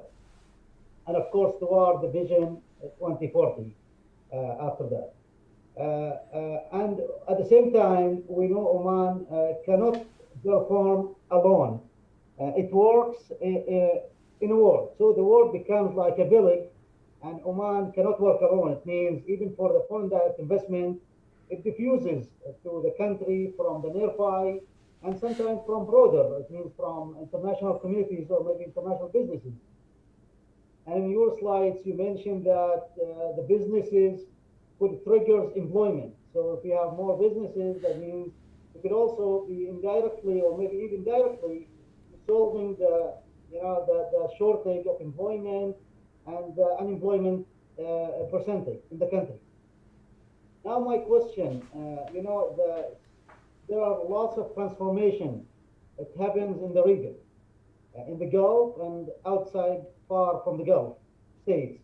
And this transformation all into economics, oil prices, and also product characterizations, maybe some tax reform, and as you say, some stresses to budgets. So how Oman could benefit from the changes in the world to come up to the sustainable economic growth in the nearby future, inshallah, especially with the stresses to the oil prices and the demand. Let's say now what triggers the market is the demand. It's more than the supply, because there might be a supply and there's an increase in the supply, even in the infrastructures or even in the company's production. But now the demand will decide the growth in the market. So how Oman could benefit from the international changes that happens in the region and even in the world to attract more the direct investments, and also, as what Dr. Ramin said, to make packages for the new investors to come in to Oman. And thank you. Thank you so much for being here, and I really appreciate how well thought your question is, because we do have to take advantage of the current situation. In the personal finance world, there's a saying that billionaires are made in recessions. They don't make their money in good times. They make their money in bad times, right? And that's where we're at right now from a global standpoint. Everything's depressed, financially depressed. There's a lot of uncertainty. The first place that provides certainty is going to win the money. right? So first mover advantage is what we call it in economics. And we're seeing elements with that with our debt funding that we just released in Oman. We were able to attract so much money from across the world in debt markets, which is great because that solves the short-term issue. Long-term issue is how could we change debt funding into investment funding? So how could we attract the investor? And that's the question that we're at. This is a good time to invest in Oman. It's the best time. Asset prices are going to be low. You're going to be able to buy buildings and equipment really cheaply, right? Labor is hungry for jobs, right? So you're going to find labor. They're well educated. We have all the fundamentals, and I would say that the government, to be frank with you, starting June, July, has done everything it needs to do to take advantage of the global recession. The fundamentals are there, and that's why I highlight the importance of this strategy. What do we do now? We've liberalized our wages. We've made them more flexible. We have a very educated population. Asset prices are falling. Now, how do we get people to buy in? And Oliver, before he left, mentioned, how are we communicating to the world? What is our global communication strategy? When I watch CNN here in the United States, why is there no ad of Oman? How to invest in Oman, right? I see Dubai. I see Dubai all the time. I never see Oman.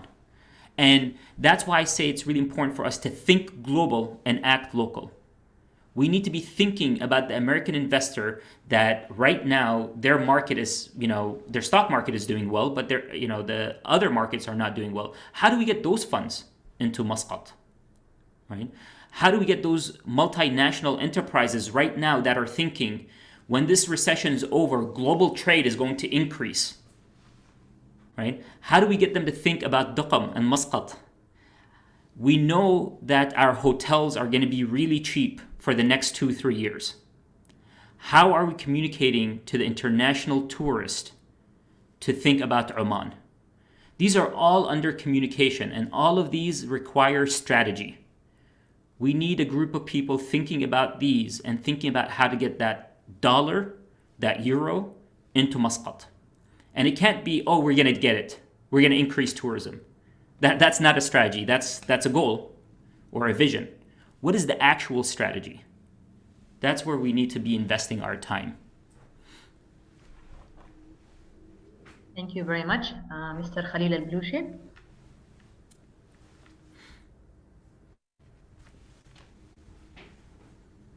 Mr. Khalil, we can't hear you.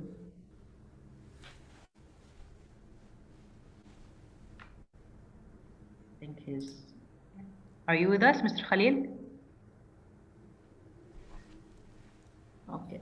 I see his picture. I don't hear him. Yeah, I think he's just having a trouble with the audio. We'll come back to you, Mr. Haji Adam. First of all, thank you very much, Dr. Abdullah. The presentation was clear and very crisp to my understanding. Thank you. Thank you for your feedback. I go to my bed tonight with a lot of food for thoughts. Thank you. Thank you for being here, and thank you for your feedback. Yes, I'm a retired senior executive from the government. I've been retired for 10 years. Not a strategist or a scientist or an academist. What you are saying and talking, what you said in your presentation are very, practical points. To be honest, I see a problem in Oman here, and I speak it out bluntly. I don't care if people get upset about it or not. We are scattered all around. We make a lot of policies, and we make a lot of decisions, good decisions and good policies, but there is no one to follow or audit and see that these policies are implemented properly. Now we are living crisis, and I think we need a crisis management team to lead all these good ideas and good thoughts forward. Maybe we need a task force as well to address, all these problems quickly. It's not happening. We saw changes in the government. We see new faces, and sometimes I feel it's just change of jacket. Changing from red jacket to a blue jacket. Things have not improved. We need to think very fast and act very fast. Otherwise, this 2040 will pass with very little will be done. And this is one of my concerns. I don't know if I'll live to it or not, but the same way like the 2020 passed, maybe the 2040 will pass and nothing will happen if we keep on moving with this step. So I feel the government needs to think of a different approach addressing these problems. And you said it, you laid it out, I think, very clearly. We need to see a team of people responsible, team of people who can audit and see and follow up things and report to the government. I don't know who's responsible now. And things maybe go to the minister's cabinet and decisions are made, and then like before, and then it dissipates, in minutes, and God knows what happens. And I give you a very good example.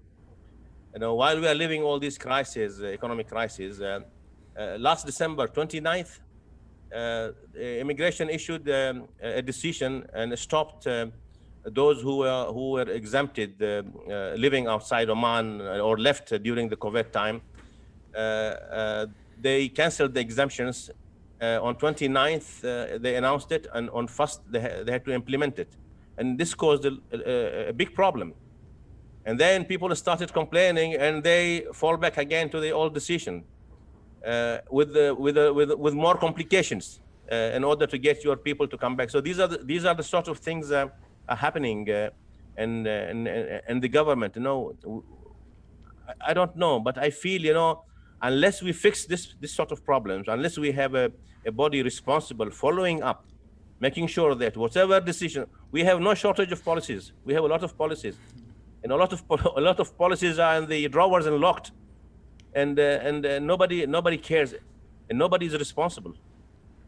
In short, this is what I wanted to see. Maybe I'm an old guy with old management style, but I see, unless we fix this thing, all these beautiful things we are discussing and talking about in here, good minds and good brains and good points, will go nowhere unless somebody is sitting there with a yardstick and a scale and measuring every step that we carry out. Thank you. The military comes out now. Haji Adam, thank you for your point. While you were talking, I was it reminded me of this thought process or saying in carpentry, right? So in carpentry, in woodworking, they say to measure twice, so you could only cut once, right? So be precise with your measurement before you actually do the cutting, so you don't have to cut twice and redo the work. And that's where I see we need to invest in, is, like you said, the policies come out, and they come out really quickly. And we actually, as a society, we reward the policy, right? We reward the policy announcement. We don't reward the vetting of the policy, the asking the questions. We actually say, if you ask questions, you're not, you're being a troublemaker, right? In the United States, in my research environment, what the government does is, when they want us to vet an idea or evaluate it, they provide us with the data, right? As an academic, I will do that work because I have to, as an academic, do that research. I just need the data. So the government doesn't actually have to do the evaluation over here. They just need to make the data available. What data did you collect? How did you collect it? We need to get an understanding of that. And then as researchers, and SQU and our higher education has a lot of capable researchers.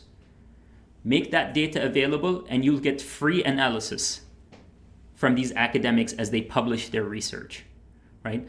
The issue is we don't make this data available because we're scared of what it might say, right? Because we're scared to make a mistake, because mistakes are heavily penalized People lose their jobs for mistakes. But, people lives are at stake here. So we need to vet these ideas.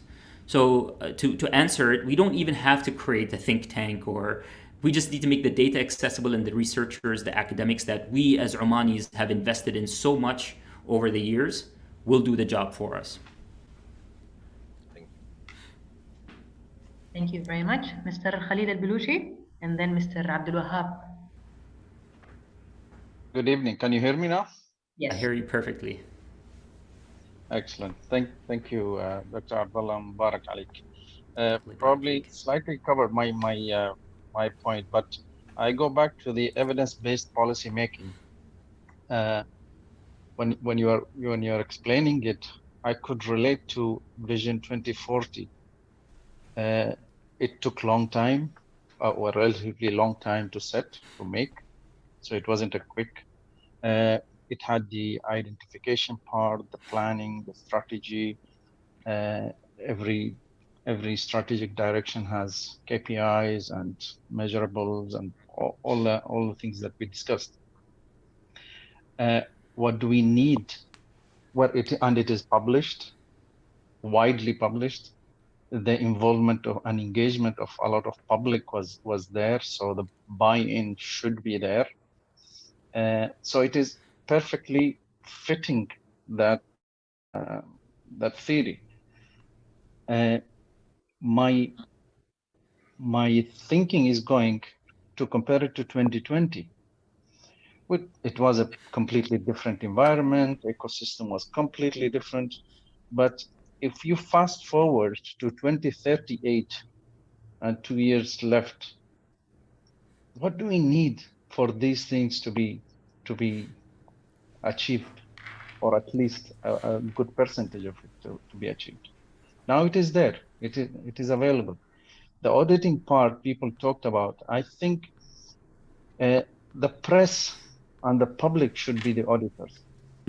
Why? I mean, if the auditor is the government themselves, I don't know how much you get out of it. So this is my point. You fast forward to 2038. What do we see? Mm-hmm. Yeah. So I would say Vision 2040, in the way it was processed, followed the 6 pillars. But I would say that Vision 2040 itself is the policy in that aspect.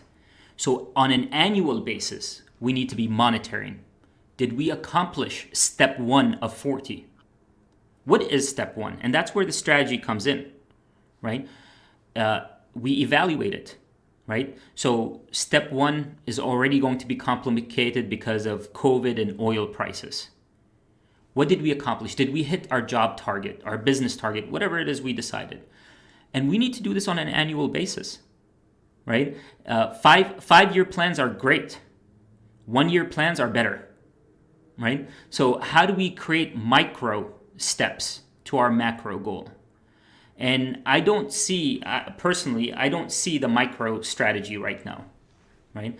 And I am like you, I believe we all have buy-in in Vision 2040 because it followed the 6 steps.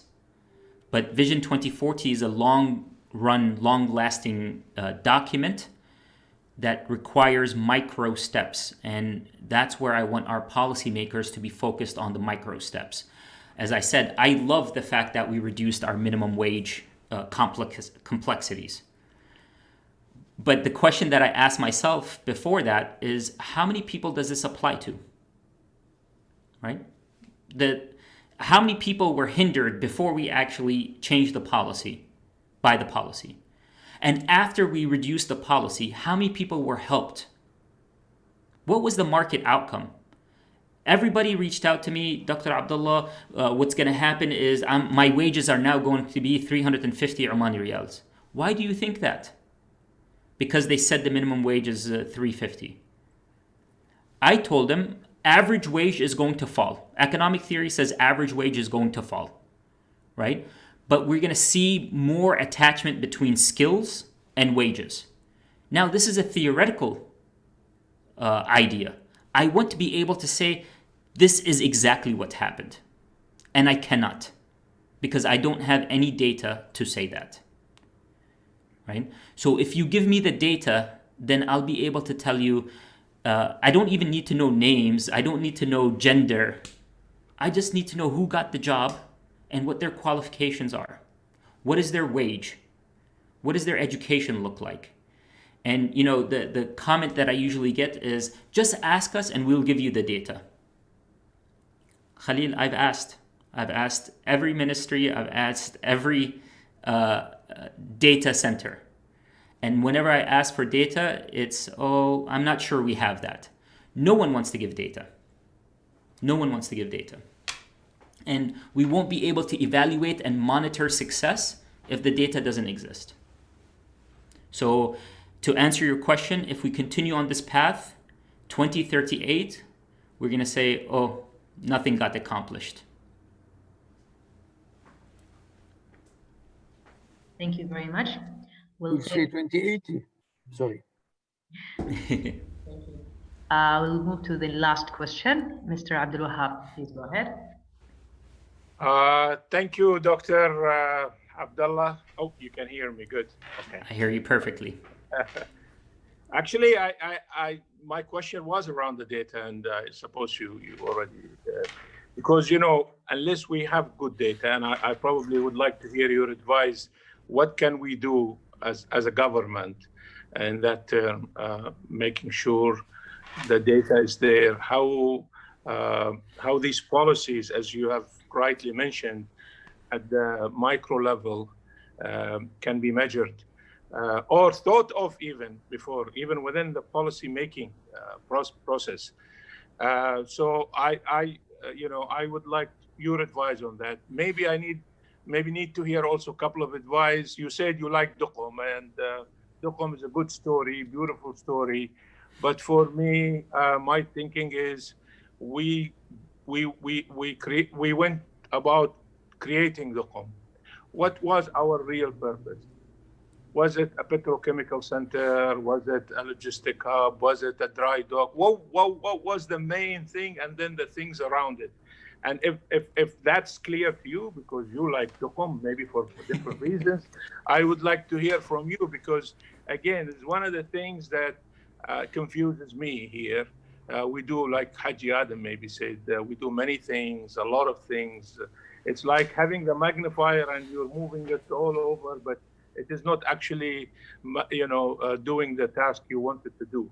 So the question, in short, is in terms of data, what would be your advice to ensure that the data we get is the data that can help us measure before even taking the policy or after taking the policy?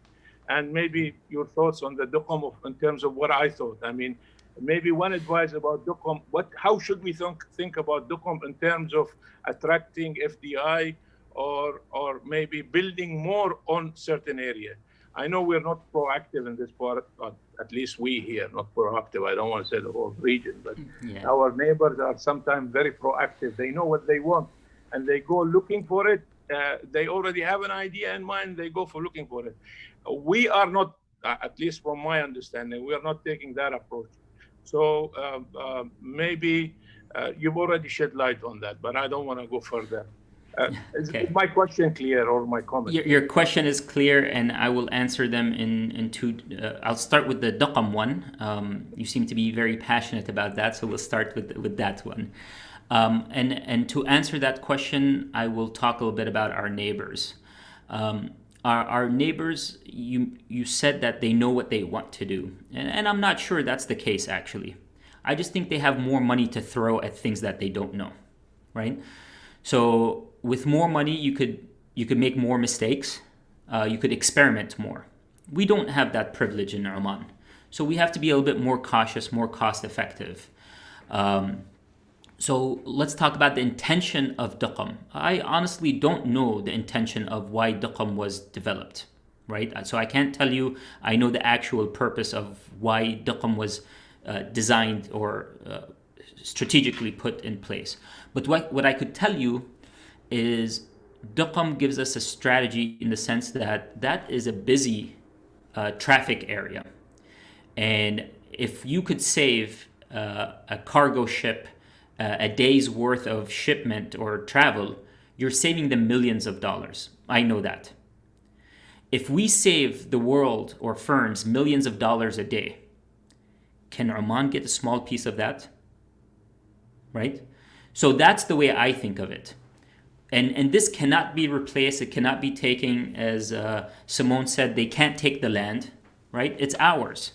So how do we leverage this and now add value around that? So regardless of why it started, now it's a strategic opportunity. How do we leverage it from a strategic opportunity? And that's the question that I want to ask. For me, I see it as a multinational hub area. It reminds me of, Ireland about 10 years ago decided to take part of Dublin and turn it into a technology hub. All they had was buildings. They didn't even have buildings. It was swamp area, right? But they made that intention, and then everything after that was strategically on bringing in technology companies.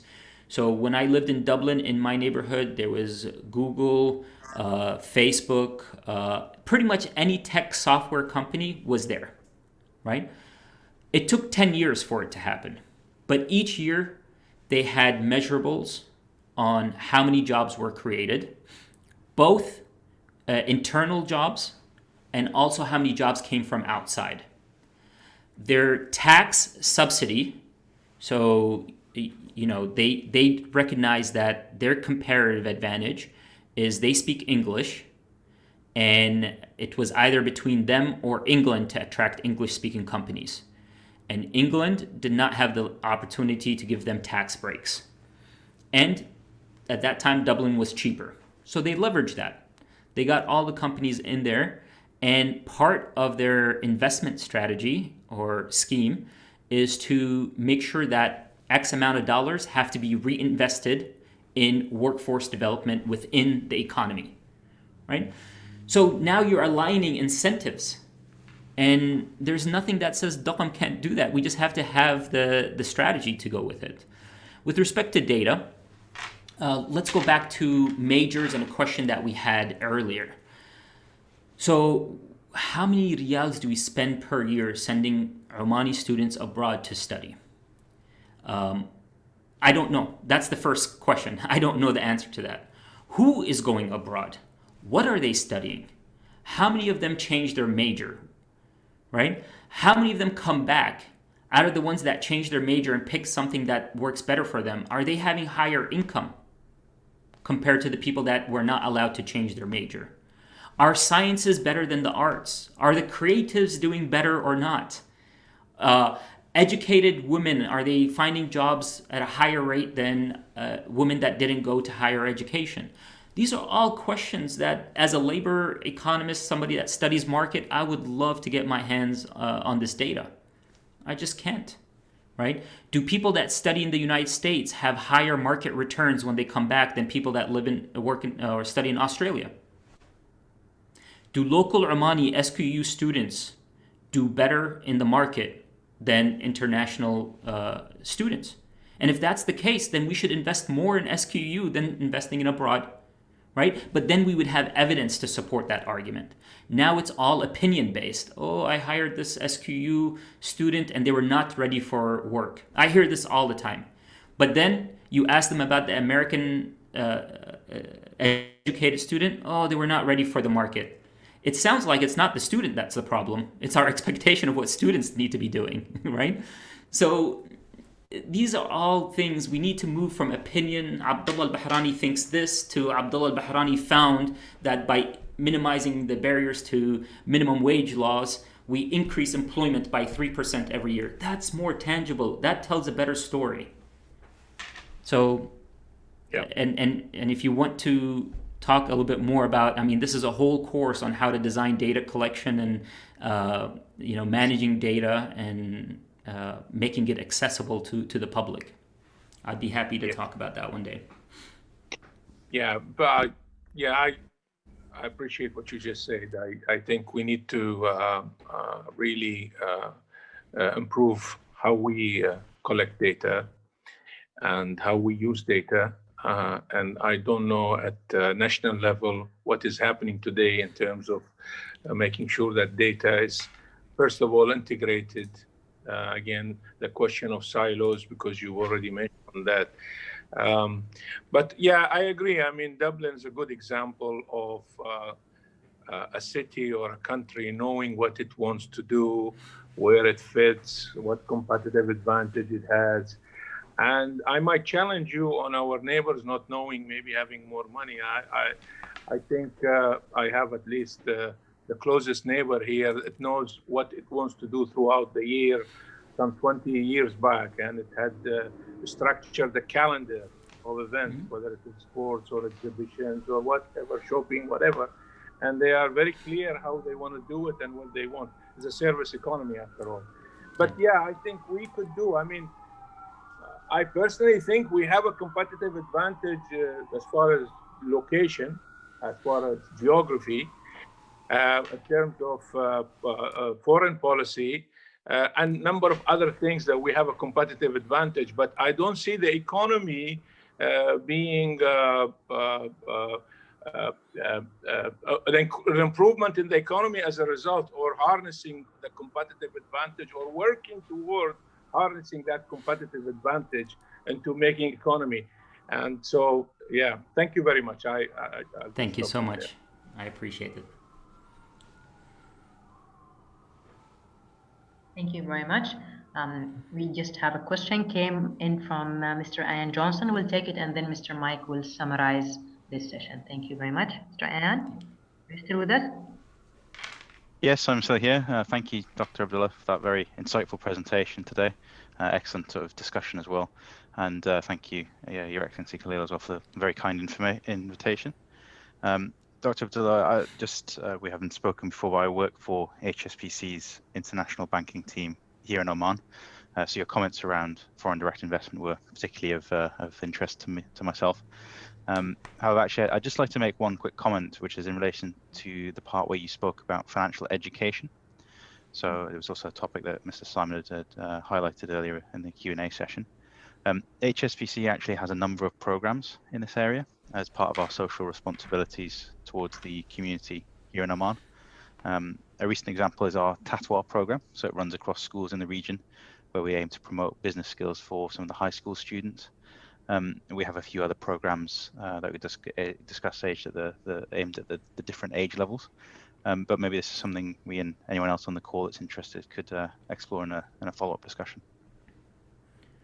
Perfect. Yeah, thank you for making me aware of that. I know there are several banks that are starting to think about their role in financial literacy. I'm glad to hear that HSBC is already implementing these things. Similar to in the United States, it's called the Community Reinvestment Act, where it requires banks to take a portion of their revenue or their book volume and reinvest it in their local community. And as we start to think about the importance of K through 12 education, and I hear this often, that our K through 12 education is not where people want it to be and everybody complains about it, this is a great opportunity for businesses and enterprise to put the money behind K through 12 education. If you truly want workforce development, then fund it, finance it. And these are the partnerships that we should be seeking as part of our policy making. If we're trying to minimize our spending bill, let the entrepreneurs and the businesses that benefit from these services invest in it as well. And I think we'll expand our reach, one, and then we would also get buy-in or collaboration from the business community in defining what curriculum looks like. On the other side, policymakers in the Ministry of Education need to be a little bit more flexible with adjusting curriculum on the go. And as a person in higher education, I could tell you that it is a goal that is difficult to actually implement. Higher education tends to be a bit of a 2 to 3 year planning horizon. You cannot change something in 6 months, and businesses want a bit quicker response. So, when we talk about ownership and everybody doing their part, businesses should be asking, how do we actually fund this curriculum? And the policymakers should be asking, how do we make this a little bit easier for the curriculum to adjust with the social context and the environment that we're in? But these are all great points, and thank you, Ian, for making sure that we know about your program. For everybody that's here, I just want to say thank you for an amazing time and amazing discussion. I appreciate you awarding me your time. I know how valuable that is, and I cherish it, and I appreciate it, and I hope His Excellency and the team continue to have me as a guest, and we all benefit from hearing from each other and amplifying good thoughts whenever we hear them. So thank you for amplifying my thoughts. I really appreciate it. Thank you very much, Dr. Abdullah. Mr. Mike, over to you for the summary, and then we can close. Thank you, Reham, and I'll be quick. Thank you so much, Dr. Abdullah, from all of us. And thank you for laying out a really good landscape centered around some pivotals. And thank you, Your Excellency Khalil, for enabling this session as you do. Just quickly, so the heading was Learning to Navigate Through the New Omani Economy. Really important just to think about, because Dr. Abdullah came towards the conclusion of his presentation by saying preparing for the short run. Everything these days is much shorter than the privilege and luxury we had years ago of 10-year and 20-year plans. It's right, we have our 2040 vision. It's right, we have our 10th 5-year plan, but we also have tomorrow to deal with. And he started right at the top of the list. The spending gap needs to be made up. So coming back to his presentation, 2 key themes came out for me. The first and most important is about the individual, about personal economic outcomes. I think it's a great expression, but it means our young people and ourselves working together have got to get on with life. I have a great experience in the team that I'm a part of a young Omani who was a graduate of SQU. He was unemployed for 3 years because no one would take him on board at 600 riyals a month. When that was delinked from education, we were lucky enough for him to find us to find him, and he's part of our team. And I enjoy every moment I see Mubarak and saying to him, you've got to do more. Now he joined us at about 400 riyals. We're looking to step him up because he's got the motivation, the attitude, and this really important point Dr. Abdullah made. Mubarak is well educated, but he needed to get into a team. And in his baseline qualification is the resource. It's turned around. We didn't need to fight. We have to hang on to him now. Other people will want Mubarak. And if His Excellency Khalil is listening, I'm going to be coming to you, sir. That man has got much more to do, but we are lucky to have him. So the first point is Mubarak and his personal economic outcome. This chap is dying to see, because I can see him fly. And if you multiply him by our other young people in Oman, it just makes our whole community a great place. First point. The second big thing is about government. And I think, I think very, very highly of Haji Adam. I always have done. And his comments and words are quite right. Somehow, collectively, we have to shake the walls of government. We have to bring them together. We are so lucky with our new leadership in His Majesty Sultan Qaboos, and frankly, our new ministers, because they're all, Sultan Haytham, please forgive me. Thank you, Lara. But I'm getting carried away, Dr. Abdullah. But with our ministers, we have such an opportunity because they have their think tanks, they're listening, but the next 6 months to 1 year, they really have to deliver together, whether it's government, whether it's security, or policies. We've got a pretty good country, a very good country, very good policies, but many policies have to be fine-tuned and made workable, such as the ones you referred to in labor. But there are other areas. Visas are just a quick win.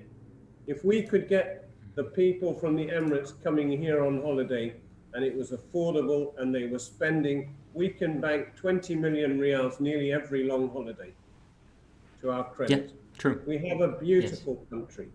So somehow we have to get through. So 2 themes, the individual and personal economic outcomes, and our government and collaborating and driving us forward to enable the private sector to flourish and prosper. Thank you, Dr. Abdullah. Come back home soon because it's colder where you are. Yeah, just 1 second. 1 second. Listening to the sirens behind you, I think the inauguration already started. Yeah. No, I once again, I just wanted, before everybody leaves, to say thank you again. And I wanted to do a special thank you to my parents that are here. And one of these opportunities allows them to get to see me present. So Dr. Sana Al-Balushi and Abbas Abdullah Bahrani, thank you for being here. I appreciate you all. Have a good night. Tasbahu ala khair. Fi aman Allah. Thank you, Abdullah. Thank you, Dr. Abdullah. Thank you, everyone. Have a nice evening. All the best. Shukran. Thank you very much.